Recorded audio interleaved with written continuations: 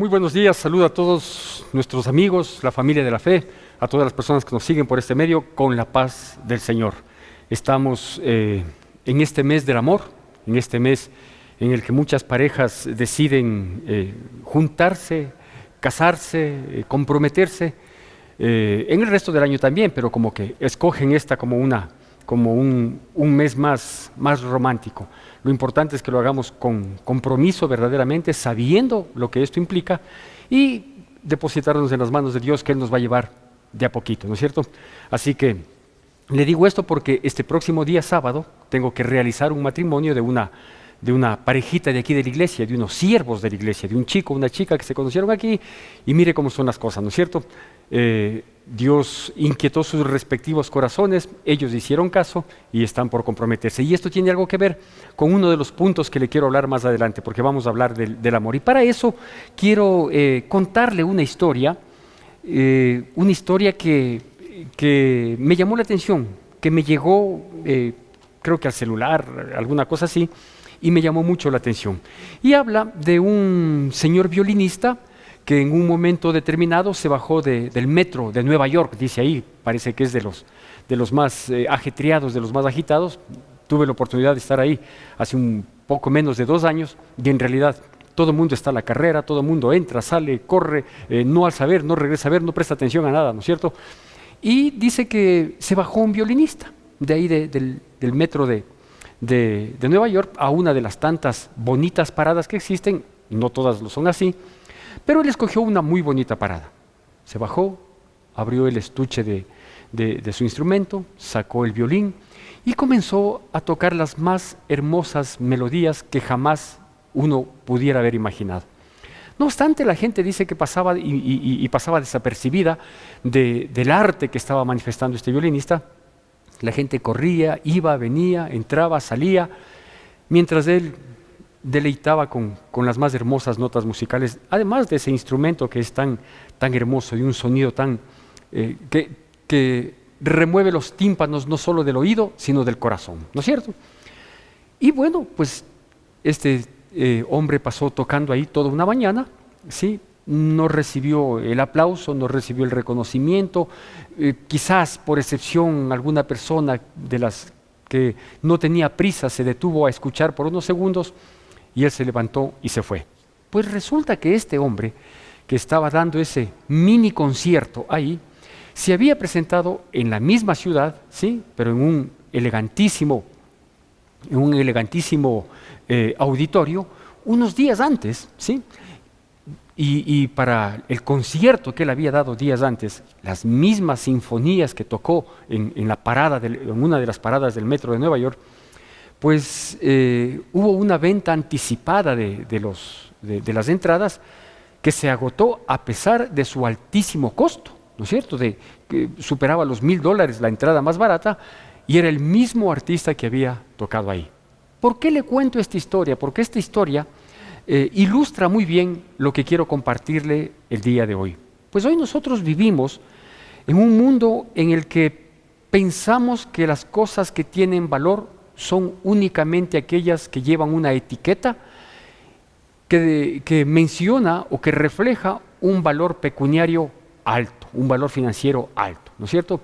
Es decir, vemos una cosa que tiene un costo altísimo, vemos quizás una casa, un auto con unos números gigantes que anuncian su precio, y eso le llama la atención, ante eso se detiene y sobre todo a eso le presta el valor, a eso le admira, ¿no es cierto? Sin embargo, hay situaciones del mismo valor, como en este caso, las mismas sinfonías, el mismo instrumento, el mismo reconocido artista, pero que a veces pasan desapercibidas y no tienen un valor precisamente porque no hay un valor pecuniario, porque no consta unos números que indiquen tal o cual valor. Pues por eso yo quiero compartirle en esta mañana apenas unos 4 puntos de cosas que tienen muchísimo valor, un inmenso valor, y que quizás no tienen valor, no porque no puedan ser evaluadas, sino porque no alcanzaría nada para adquirirlas, para comprarlas. Y por eso me he permitido denominar a esta charla, a esta prédica, ¿sí? Lo que no compra el dinero, lo adquiere el amor. Lo que no compra el dinero, lo adquiere el amor. Pensando precisamente en este mes, en este sentimiento y en estas situaciones que se dan. Lo que no compra el dinero, lo compra el amor. Mire, el primer punto, el primer aspecto, la primera situación, la primera, no digo circunstancia, situación, evento, quizás podríamos llamarlo, que tiene un valor altísimo, que tiene un valor incomparable, que no, todo el dinero del mundo no lo podría pagar, ¿sí? Y que está ahí a disposición nuestra, y que precisamente por no tener un valor pecuniario no lo apreciamos, ni siquiera lo hacemos caso, es la salvación. La salvación. Y permítame compartirle un versículo o un par de versículos que tienen que ver con esto, que se encuentra allá en el libro de Efesios capítulo 2, versículos 8 y 9. Efesios capítulo 2, versículos 8 y 9, tanto en este momento como en todos los versículos que mencionemos más adelante, le pido por favor la debida atención y la reverencia que merita la palabra de Dios. Efesios capítulo 2, versículos 8 y 9, la palabra de Dios dice así: porque por gracia sois salvos por medio de la fe, y esto no de vosotros, pues es don de Dios, no por obras para que nadie se gloríe. ¿No es cierto? Mire, la salvación es algo que el mundo necesita, sin embargo, no le presta atención y por lo tanto no lo entiende. La salvación. Me voy a permitir acomodarme de mejor manera para poder compartir estos puntos. Le digo, la salvación es algo que el mundo necesita y que no le prestamos la más mínima atención, no le hacemos caso, no nos interesa, y cuando por ahí nos llega alguna mera información al respecto, pues simplemente la olvidamos, la dejamos de lado, ¿no es cierto? ¿Qué es la salvación? La salvación es el ofrecimiento que Dios hace y ejecuta en favor de la humanidad para librarnos de una condenación eterna. Así me he permitido definirlo, ¿no es cierto? Es el ofrecimiento y ejecución de un plan de Dios para librarnos de una condenación eterna. Si nosotros partimos por estas últimas palabras, condenación eterna, cualquier cosa, cualquier precio, cualquier esfuerzo que pudiéramos nosotros hacer para evitar una condenación eterna, yo creo que si nos tomamos unos pocos segundos de reflexión, si es que nosotros en nuestra sensatez tratamos de hacer un leve análisis, no tan profundo, un leve análisis, creo que cualquiera de nosotros estaríamos dispuestos a dar lo que esté a nuestro alcance para evitar una condenación eterna. Pues déjeme decirle que la única posibilidad de evitar una condenación eterna es a través de la salvación que ofrece Cristo Jesús. Y esta salvación es gratuita, tal como acabamos de escuchar, de leer en estos dos versículos de Efesios capítulo 2, versículos 8 y 9. Dice, porque sois salvos por medio de la fe. ¿Sí? ¿Sí? Es por gracia. Y no es por obras, es decir, no es por merecimiento, no es por el esfuerzo, el sacrificio que alguien haya podido hacer, ¿sí? Para ganarnos nosotros la salvación.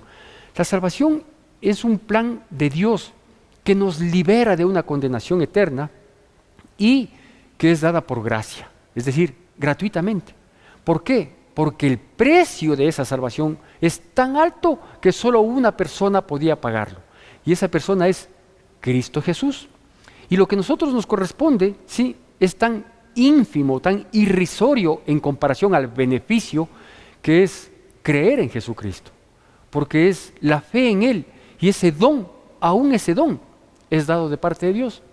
Pero como es tan gratis, como es tan fácil, como es tan simple, que termina siendo a ratos hasta tan inverosímil, que una salvación tan grande nos sea regalada, nos sea dada por gracia, que no nos cueste absolutamente nada. Es más, yo suelo decir que si alguien amerita salvación, el único requisito es ser pecador. Es decir, todos necesitamos salvación.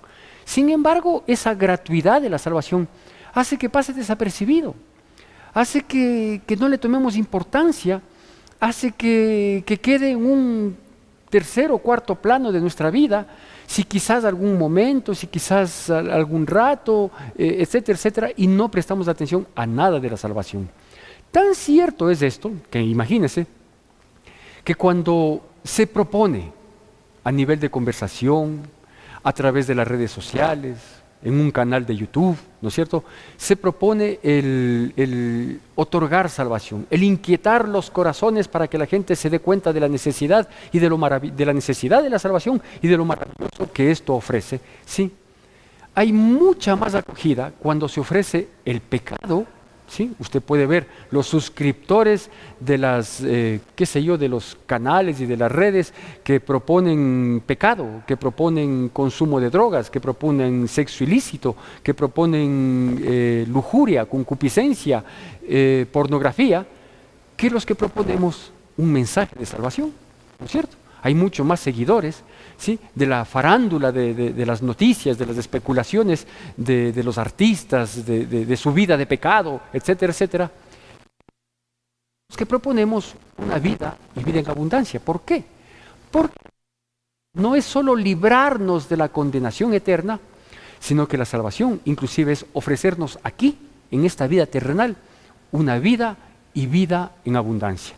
Eso lo ofrece Jesucristo, nadie más lo puede ofrecer. No lo puede ofrecer una religión, no lo puede ofrecer un líder espiritual, no lo puede ofrecer nadie, lo ofrece Jesucristo. Nosotros quienes ofrecemos, sí, somos el fruto de esa salvación y que queremos dar de gracia lo que de gracia hemos recibido. Es decir, yo un día recibí gratuitamente el perdón de mis pecados y eso es lo que le ofrezco. Que usted también reconozca la necesidad de Cristo en su vida, es decir, la necesidad del Salvador en nuestras vidas, ¿sí? ¿A precio de qué? De nada. ¿A cambio de qué?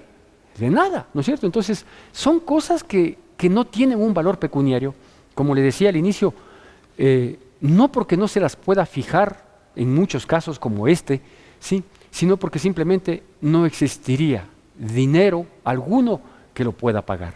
La salvación. Otra de las cosas que no tienen un valor pecuniario y por lo tanto pasan desapercibidos, es decir, cosas que el dinero no compra, pero que el amor sí lo puede adquirir, es el perdón. Tanto el perdón que proviene de Dios, cuanto el perdón que nosotros podemos otorgar. Hay veces que nosotros pensamos, por ejemplo, ¿no? Ya llega el 14 de febrero, o cuando estamos vísperas de un cumpleaños de algún ser querido, de algún amigo, de un familiar, o cuando estamos vísperas de la Navidad, tenemos una preocupación, tenemos una intranquilidad porque no sabemos qué regalar, ¿sí? Y cuando pensamos en qué regalar, nos encontramos con el mismo problema de que cuesta demasiado dinero, pero quisiera dar esto, ¿no es cierto? Cuando hay cosas que tienen un valor mucho mayor, un supravalor, que igualmente no existiría dinero que lo pueda pagar, ¿sí?, y que es mucho más beneficioso para las personas, tanto para el que recibe como el que da, como por ejemplo el perdón.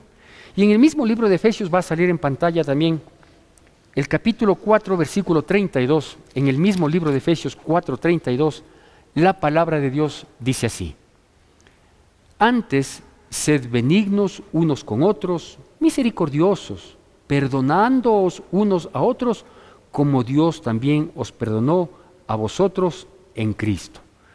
El perdón es uno de los regalos más hermosos, más valiosos y de mayor beneficio que la humanidad pudo haber recibido y que los humanos podemos otorgar, ¿no es cierto? ¿Por qué? Porque aquí este versículo nos está diciendo dos cosas. La primera es que para nosotros poder otorgar el perdón y para nosotros poder haber recibido el perdón de parte de Dios, debe prevalecer una actitud en el corazón. Y aquí nos dice, antes sed benignos y misericordiosos. Es decir, nadie puede otorgar un verdadero perdón si esa persona no es benigna, si esa persona no es buena, si no está llena de buenas intenciones, si no procura el bienestar de otras personas, ¿no es cierto? Y dice que debemos ser misericordiosos previos a ser perdonadores o ser perdonados. Y la misericordia habla de identificarse con el dolor ajeno y esforzarse por hacer parte de esa solución, ¿no es cierto? Exactamente lo que hizo Jesucristo por nosotros, ¿no es cierto? Él, en su corazón lleno, repleto de bondad, en su misericordia, identificándose con el ser humano. Por eso mandó a su Hijo para que sea hombre aquí en la tierra, ¿no es cierto? Identificándose con el dolor, con el quebranto, con la necesidad del ser humano, fue misericordioso. Dio el paso que tenía que dar para que no solo sea compasivo, es decir, pobrecita la humanidad, cómo está caminando apresuradamente a una condenación eterna, no, sino que Él hizo lo que tenía que hacer. Él se puso en lugar nuestro, entregándose para pagar el precio del pecado, que es la muerte, y venciendo la muerte, resucitando al tercer día, estar a la diestra del Padre para interceder por nosotros, para seguirnos otorgando perdón y para impulsarnos a que nosotros también seamos perdonadores unos a otros. ¿Cómo? Como Él nos perdonó, o sea, gratis, una vez más, ¿no es cierto? Entonces, si usted quiere dar, por ejemplo, un lindo regalo, ¿sí?, a su esposa, a sus hijos, a sus hermanos, a su papá, a su mamá, ¿sí?, a sus seres queridos, a un compañero de trabajo, a un vecino, a un amigo, a las personas que están en nuestro círculo social cercano, ¿no es cierto? Y que de pronto, por A o B circunstancias, hoy no viene al caso porque tiene poquísima importancia. Es decir, el por qué tuvimos un distanciamiento, el por qué tuvimos un enojo, el por qué estamos molestos, por qué algún rato nos airamos fuertemente y todavía nos dura esa ira, ese rencor que a veces genera inclusive un deseo de venganza. Todos estos sentimientos y emociones malsanos que nos acaban, que nos destruyen, que nos deshumanizan inclusive, ¿no es cierto? ¿Por qué no, por ejemplo, ¿sí?, otorgar un regalo que no compre el dinero, pero que el amor sí lo adquiere, como por ejemplo el perdón? El perdón en las dos direcciones, el pedir perdón y el otorgar perdón.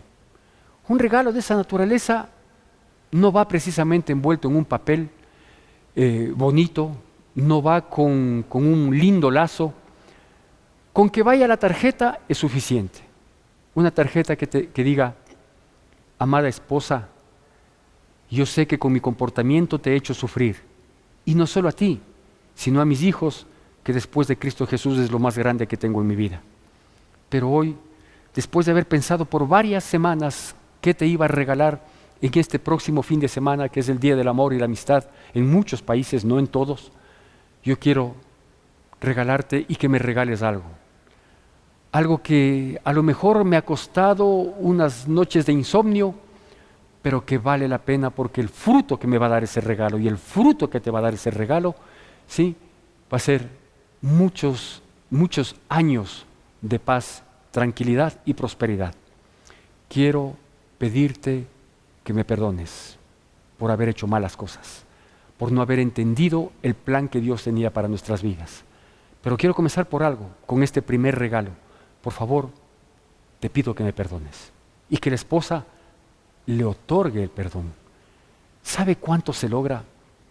¿Sabe cuánto se ahorraría usted en psicólogos para sus hijos cuando ve un hogar disfuncional y de pronto, sí, en vez de que el psicólogo le dé recomendaciones y que le llame semana tras semana y que tenga un costo y que a lo mejor tenga que apelar a una medicación y todo un proceso largo que no sabemos cuánto va a demorar? ¿Sabe cuánto ganamos y cuánto podría costar? No pecuniariamente, porque no hay valor. El ver una familia reconciliada, el ver una familia en paz, el ver una familia que pasa la página y comienza de nuevo. ¿Sabe cuánta paz podríamos ganar en el trabajo si nos reconciliamos con aquel compañero de trabajo, compañera, con el que tuvimos un impasse, con el que tuvimos una diferencia, y poder acercarnos con un corazón perdonador, que procura perdón y que está dispuesto a otorgar perdón? ¿Sabe qué maravillosa sería la vida y podríamos tener un apoyo solidario permanente en el vecindario si es que nos ofrecemos perdón los unos a los otros? ¿A cambio de qué? A cambio de que, si es que haces eso, no, como Dios nos perdonó en Cristo Jesús. Es decir, Dios le puso a Jesucristo para que Él pague el precio de nuestro pecado sin pedirnos nada a cambio. No espere nada a cambio, ofrezca el regalo completo. Cosas que el dinero no compra, pero que el amor sí lo adquiere. Un tercer aspecto es la fidelidad. Para topar este tema, permítame recordar un refrán que que siempre los refranes, fruto de la sabiduría popular principalmente, son vigentes. Las sociedades cambian, los tiempos cambian, pero la sabiduría permanece, ¿no es cierto? Y hay un refrán que dice que uno valora lo que tiene cuando lo pierde. Tristemente, así somos de necios, así somos de insensatos los seres humanos, que uno valora lo que tiene cuando lo pierde, ¿no es cierto? Cuando en una pareja, por ejemplo, una pareja, hablemos matrimonial, ¿por qué digo matrimonial? Porque la pareja que se casa ha dado y ha empeñado su palabra para sacar adelante el matrimonio. Quizás por eso es que hoy hay muchas parejas que prefieren no casarse, ¿no es cierto? Solo convivir, solo disfrutar, solo obtener el beneficio, mas no comprometer su vida aún, en ciertos momentos, en sacrificio. Es por eso que cuando a mí vienen y me dicen, pastor, ¿sabe qué? Nos amamos con mi novio, con mi novia, nos vamos a ir a vivir juntos y quisiéramos que usted nos dé la bendición. Le digo, busque nomás quien le dé la bendición, porque yo no puedo bendecir lo que está contrario a la voluntad de Dios. Es decir, yo no le puedo forzar a Dios a decirle, Señor, yo sé que esto no está acorde a tus planes, no está acorde a tus propósitos, esto no fue diseñado por ti, pero te pido que les bendigas. Dios no puede bendecir algo que está en contra de su propia voluntad, ¿no es cierto? Entonces dicen, es que, y salen los comentarios, ¿no es cierto? Las picardías, la viveza criolla. Dice, es que yo no creo en un papel firmado. Bueno, si los novios, él o ella o ambos, no creen en un papel firmado, yo tampoco creo cuando no se empeña la palabra y se firma el compromiso, ¿no es cierto? Porque aún compromisos firmados, si es que no se acogen a la voluntad de Dios, pueden fracasar. Pues mucho más fácil se van a deshacer los que no han sido comprometidos, declarados, dichos, expresados, ¿no es cierto? Gracias a Dios que este sábado voy a hacer un matrimonio. Ellos ya se comprometieron ante las leyes humanas, es decir, ya se casaron en civil, y el día sábado estaremos ahí para juntos pedir la bendición de Dios, porque quieren hacer las cosas como Dios manda. Que Dios bendiga a ese par de siervos del Señor, porque son siervos de aquí de la congregación. Bueno, el tercer aspecto que le digo que quiero, hay muchos aspectos, yo solo quiero comentarle 4 que me parecieron los más esenciales, ¿no es cierto? Es posible que se me escape uno o más de estos esenciales, 1000 disculpas, soy humano, ¿sí?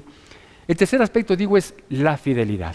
¿Qué es la fidelidad? Antes de darle el versículo, permítame definir uno de los conceptos que encontré que me pareció maravilloso. Hay varios conceptos de fidelidad, hay algunos inclusive directamente relacionados en el sentido espiritual, pero este concepto que lo encontré, yo tengo unos diccionarios bastante antiguos y por lo tanto son bastante explícitos, no son tan resumidos, tan prácticos como los que hay hoy.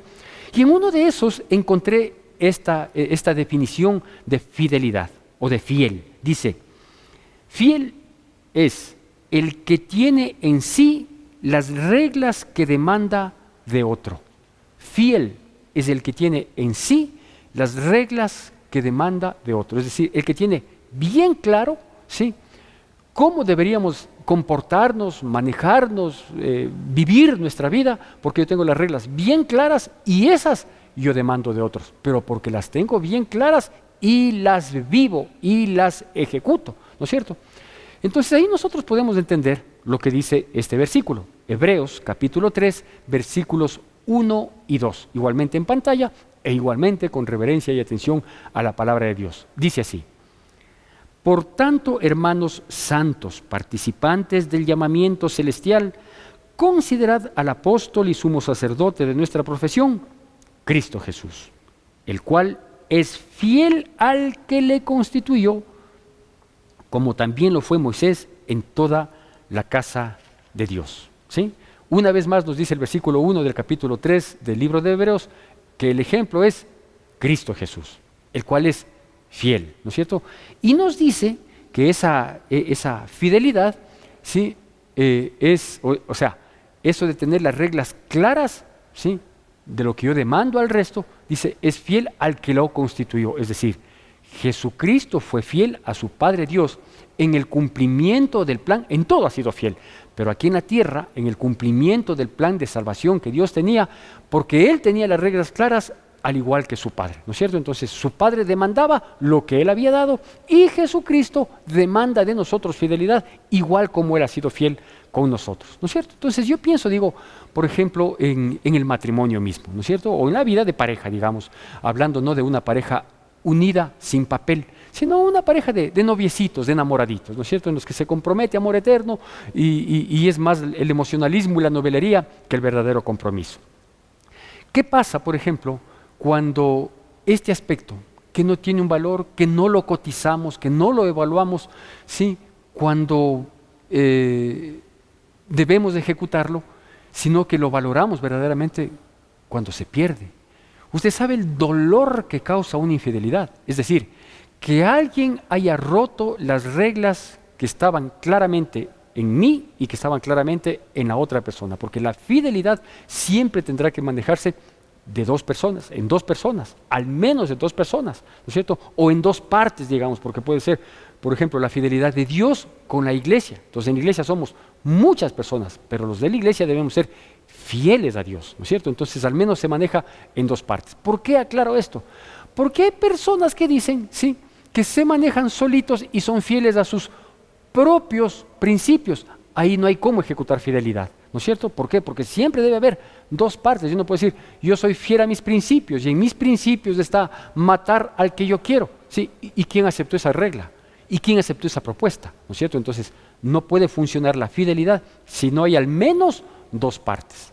Aquí dice la palabra de Dios que Jesús fue fiel al que lo constituyó en todo, y que un ejemplo humano también es Moisés, ¿no es cierto? Que fue fiel en toda la casa de Dios. Digo, pensando en una pareja de amor, ¿no es cierto? Se entiende que la pareja, tácitamente, cuando ha comprometido sus sentimientos mutuos, ¿sí? Se entiende que hay reglas tácitas que están ahí. Por ejemplo, el ser enamorados implica respeto a la otra persona y respeto a la relación. Implica consideración a la otra persona y obviamente a la relación.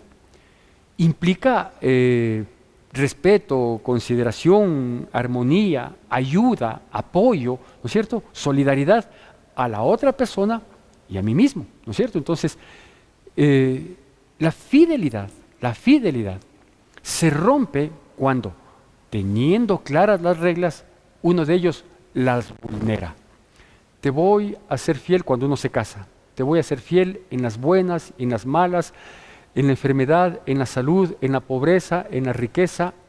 Habría que añadir algo ahí. En la tentación y en la paz, ¿no es cierto? Hasta que la muerte nos separe.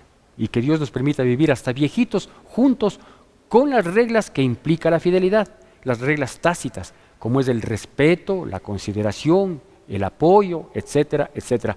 Todo lo que conlleva al crecimiento personal y al crecimiento y fortalecimiento de la relación. Tan, ¿no es cierto? Se rompe esas reglas y uno es infiel. ¿Sabe el dolor que causa? Solo cuando uno se da cuenta del dolor que causa, ¿sí? Cómo derrumba todo propósito, cómo se viene abajo todo objetivo, cómo toda la estructura que parecía que se estaba forjando, formando y que va a ser una estructura no solo para nosotros, para la pareja, sino para nuestros hijos, para nuestros descendientes. ¿Sí? Cuando todo eso se viene abajo, uno dice, qué bruto, ¿cómo pude haber caído en infidelidad? O qué bruta, porque también hay esos casos. ¿Cómo pude haber fallado? Dejarme llevar por una emoción de momento, dejarme llevar por un impulso carnal. Terrible, ¿no? Ahí se valora la fidelidad. Claro, mientras todos estamos en bien, en paz, tranquilos, como que no se valora, pero es algo extremadamente preciado, que el dinero no lo puede comprar, pero el amor sí lo puede adquirir.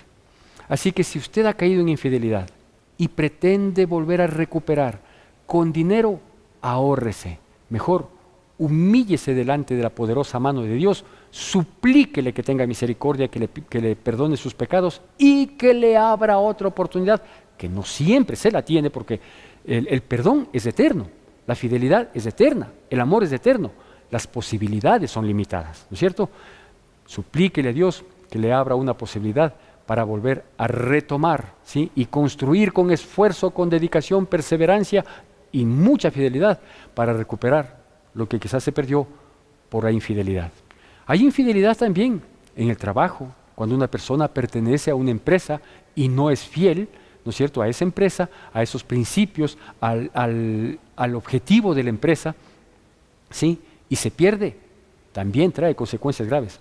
Hay y debe haber fidelidad a la iglesia, a la congregación que se pertenece, pero no entremos en ese aspecto tan bonito y romántico que estaba hablar de las parejas, ¿no es cierto?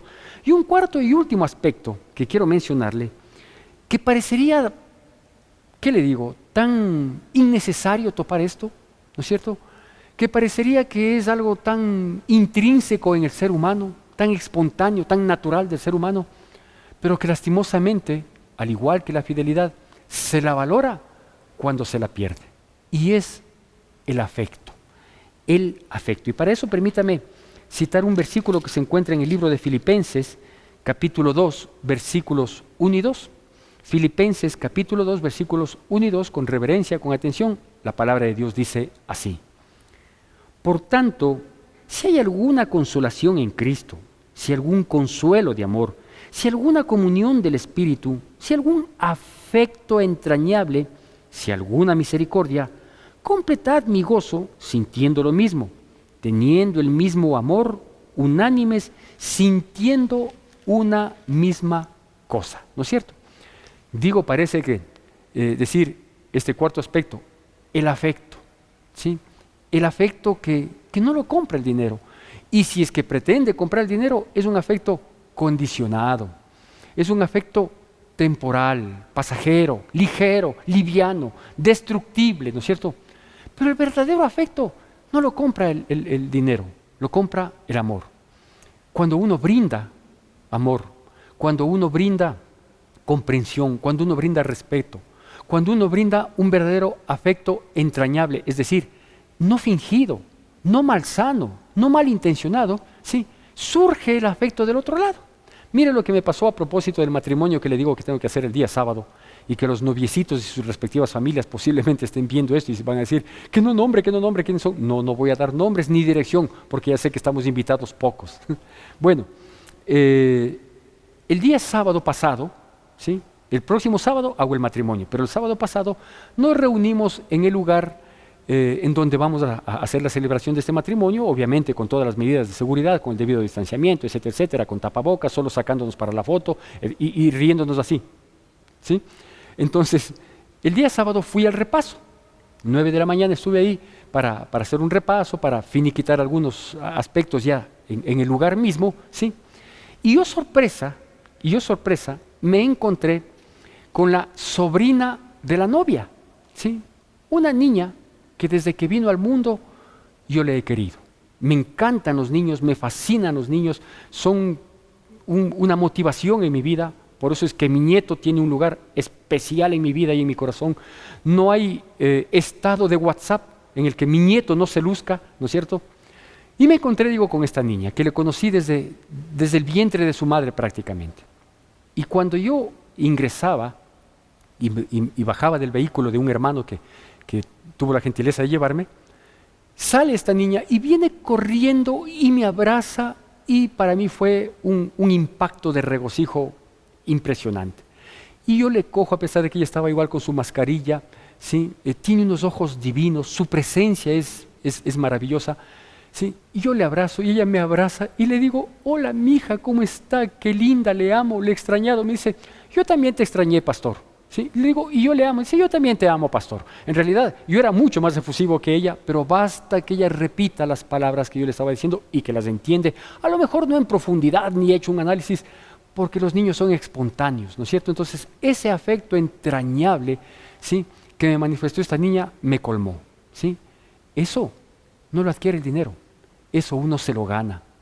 Y ganamos el afecto inclusive de nuestra familia. Nosotros no podemos obligar a nuestra familia a que tenga un afecto entrañable, o sea, un cariño, una demostración para con nosotros. No podemos obligar. O sea, no es que porque soy el papá me tienen que querer. No, todo eso se gana.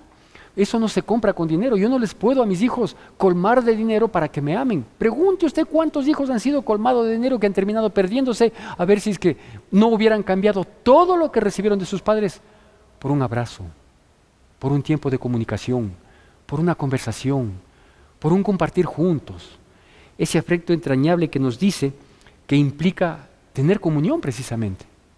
Porque para desarrollar ese cariño, ¿sí?, uno debe tener comunicación, permanencia, constancia. Uno debe estar preocupado el uno del otro, prestarle la atención debida y cuando me requiere estar ahí como un solo hombre, ¿no es cierto? Ese afecto entrañable que no se desarrolla únicamente a nivel de familia, sino que se extiende más allá, ¿no es cierto? Hay amigos del alma. Sí, es hermoso encontrar esos amigos que aunque no los frecuentamos por las circunstancias de la vida, cuando los requerimos están ahí presentes. Afecto entrañable que implica, le digo, comunicación, que implica como lo manifiesta en estos versículos de Filipenses capítulo 2, versículo 1 y 2 que lo leímos, dice, un mismo amor y que sintamos una misma cosa, es decir, que es recíproco, yo doy y yo recibo, ¿sí? Hay un mensaje que alguna vez lo quise decir y creo que me equivoqué inclusive al mencionarlo, pero dice más o menos así, que el amor que das encuentre 1.000.000 de cosas, 1.000.000 de maneras de volver a ti. Hoy creo que estoy más acertado con esa frase que lo leí en algún momento y que me gustó mucho. Que el amor que tú das encuentre 1.000.000 de formas de volver a ti. Ese es el afecto entrañable, ese es el cariño, que se lo gana y que a su vez es una siembra porque regresa multiplicado. ¿Cómo lo obtenemos? Pues cuando hay comunión los unos con los otros, dice la palabra. Cuando sentimos un mismo amor, cuando es espontáneo, cuando es verdadero, cuando es sincero. Porque también hay amor fingido y la Biblia nos advierte de que no tengamos, que no demos amor fingido, ¿no es cierto? Que tampoco lo recibamos ni nos dejemos impresionar por el amor fingido. El rato que en una fidelidad, en un amor, ¿sí?, está de por medio intereses de cualquier índole, ¿sí?, sean económicos, de cualquier índole, se pierde totalmente el verdadero sentido. Y déjeme decirle una vez más lo que le dije el miércoles anterior, que el motor que todavía mueve a este mundo es el amor de Dios hacia la humanidad y el amor que unos pocos cristianitos que queremos vivir para agradarle al Señor podemos otorgar y dar a otras personas. Si Dios así lo considera, vamos a seguir hablando de este tema del amor, al menos los días miércoles, los días domingos, que Dios inquiete lo que Él tenga que inquietar. Yo no soy sino el portavoz del mensaje que Dios quiere dar a su pueblo. Quiero terminar con un mensaje que igualmente está en la palabra de Dios, pero yo me he permitido sacarlo aparte como una conclusión final, y que dice que quienes hemos sido comprados por precio, es decir, por la salvación. A nosotros la salvación es gratuita, pero a Dios le costó un precio altísimo, ¿no es cierto? Fuimos comprados a precio de sangre, dice inclusive la palabra de Dios. Entonces yo quiero dar esta recomendación, esta conclusión final, que quienes hemos sido comprados por precio, por favor, glorifiquemos a nuestro Dios en nuestro cuerpo y en nuestro espíritu, porque somos hijos de Dios. Que Dios nos bendiga poderosamente en Cristo Jesús.